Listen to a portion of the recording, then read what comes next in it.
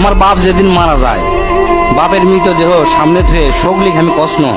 আমার বাপ যার কাছ থেকে টাকা ধার লিছে বা যাই যাই টাকা পায়, শোকলি আমার কাছে জানাবেন, আমি শোকলি ঋণ শোধ করে দেবো। এই কথা শোনার সাথে সাথে আমার বোন হাত ঝাঁকি দেখলো, ভাই তুই শোধ করবো কেঙ্গা করে? তুই তো আজ 5 বছর ধরে চাকরি নাই, বেকার থাকে, এতগুলো টাকা তুই কেঙ্গা করে শোধ করবো? বুনকে আমি আস্তে আস্তে অভয় দিয়ে কোনো চিন্তা করিস না বোন, বাপের সব ঋণ আমি শোধ করে দেবো, 1 টাকাও ব্যাংকে থমো না।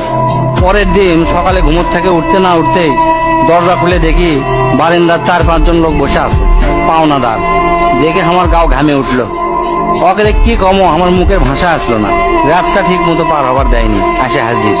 সামনে যাতে একজন খাড়া হলো, খাড়া হয়ে আমাকে করছে, আমি অমুক ব্যাংকত থেকে আসছি, আপনার বাপ তার বেটা বেটির নামে 20 লাখ টাকা ব্যাংকত থুয়ে গেছে, তাড়াতাড়ি ব্যাংকত আসেন।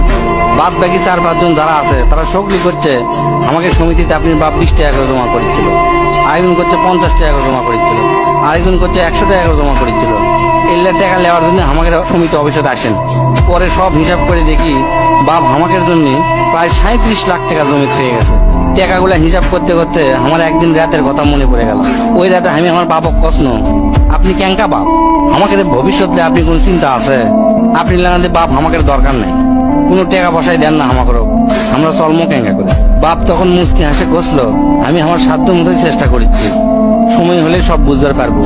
সেদিন ওই বাপের মুস্কি হাসে আমি বুঝতে পারিনি, সেই দিন রাত ঠিকই আছে, কিন্তু বাপটা আমার নাই।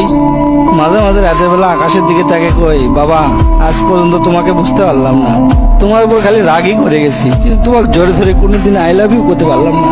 আজ বুঝিচ্ছি কৃষক তুমি 1 শার্ট পরে 3 বছর পার করেছিলা, কৃষক তুমি 1 স্যান্ডেল 32 বার সেলাই করেছিলা, তোমার কাছে ক্ষমা চাওয়ার সময়টাও দিলা না। আমাকে তুমি মাফ করে দিও আব্বা, জীবনে তোমার সাথে অনেক বেয়াদবি করছি। তার কয়েকদিন পর খোঁজলে দেখি আমার বাপ কারো কাছে 1 টাকাও বাকি করেনি, 1 টাকাও ঋণ করেনি, বরঞ্চ অনেক মানুষক টাকা ধার দিছে, তারা এসে দিয়ে গেছে। তাই তোর হাত পাও ধরে কই, দোস্তরা তোকে বাপ অনেকেই বেঁচে আছে, বাপের সাথে কোনোদিন বেয়াদবি করবো না। বাপ যে কি ভালোবাসে এখন বুঝবো না, পরে বুঝবো দোস্তরা।